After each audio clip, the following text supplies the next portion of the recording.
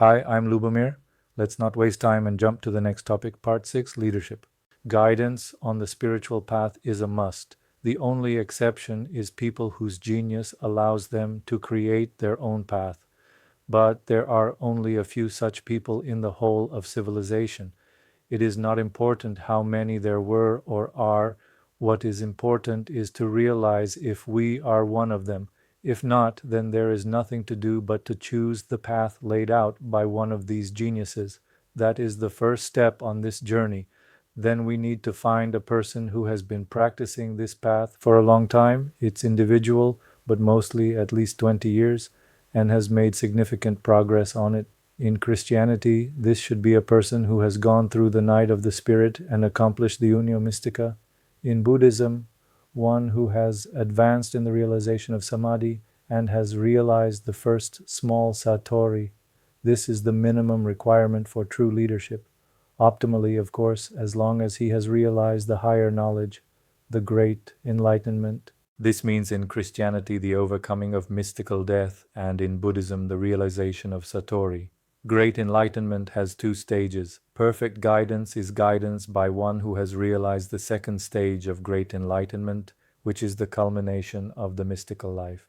You would be very fortunate to have such a person in your existence and in your vicinity during your existence, and thus have the opportunity to receive perfect guidance. In spite of the difficulty of getting true guidance, it is necessary to strive for it. The authenticity of guidance lies in the level of spiritual life of such a person. Unless the requirement of spiritual level is fulfilled, it is not true guidance.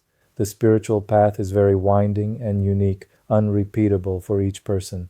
The situations that the mind gets into during this journey can be very dangerous and, under wrong guidance, devastating to the mind.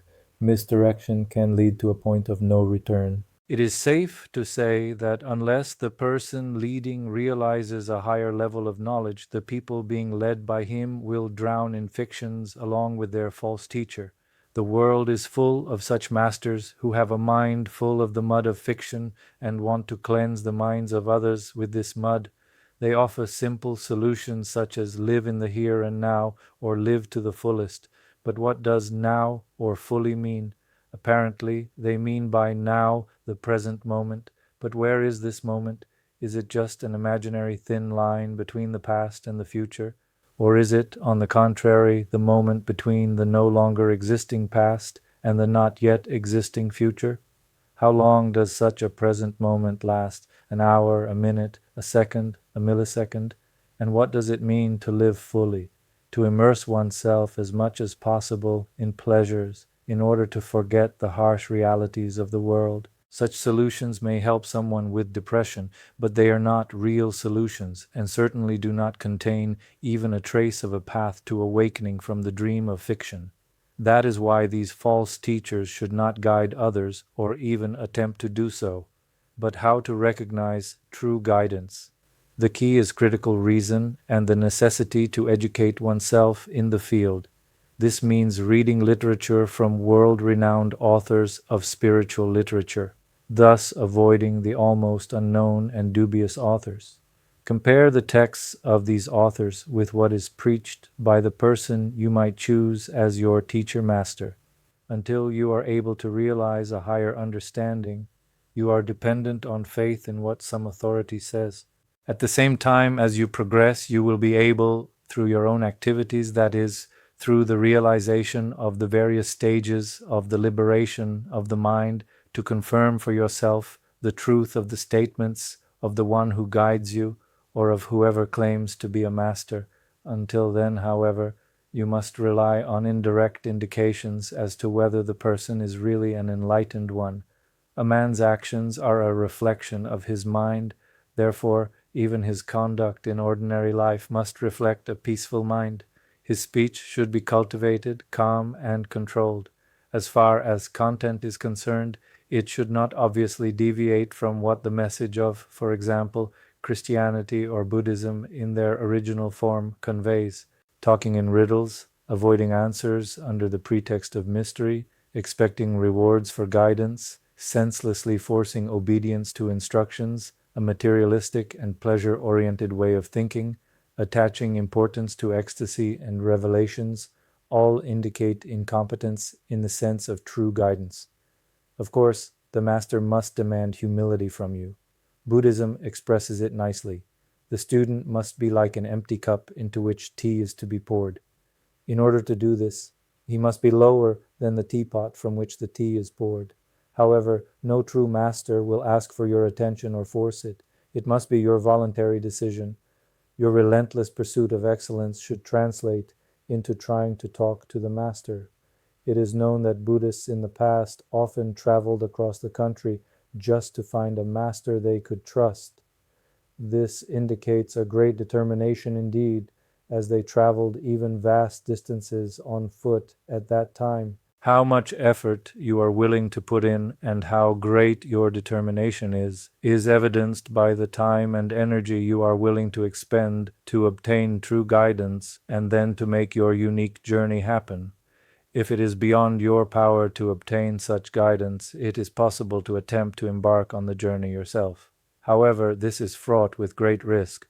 No one can deceive you with more bravado than your own mind. How does the fire put out the fire? How does the drowning man throw himself a life belt? You will not cook a delicious meal out of rotten food. Out of a rotten mind will come only a foul broth of piss-stinking thoughts. All spoiled food must be thrown away, all thoughts abandoned. If you resolve to empty the mind without true guidance, choose none rather than false, then be very careful, don't rush, don't rest on your progress, and above all, confront every advance, every change in the way your mind understands and comprehends itself and the world with the testimonies of known masters. It's a dance on the edge of a precipice, and I'm very skeptical of its success. In all likelihood, the dancer will end up broken at the bottom of the abyss of their mind. You can empty it in the wrong way, and the weight of that emptiness will cause severe frustrations that can lead to nihilism and crushing depression. Or conversely, you may become overwhelmed with mental content, fantasies, revelations, feelings of accomplishment or ecstasy. A rapidly spinning merry-go-round of thoughts will imprison your mind and not allow it to slow down. This can lead to neuroses, paranoia, a false impression of enlightenment, or some other disorder. Therefore, I strongly urge you to make every effort to obtain true guidance.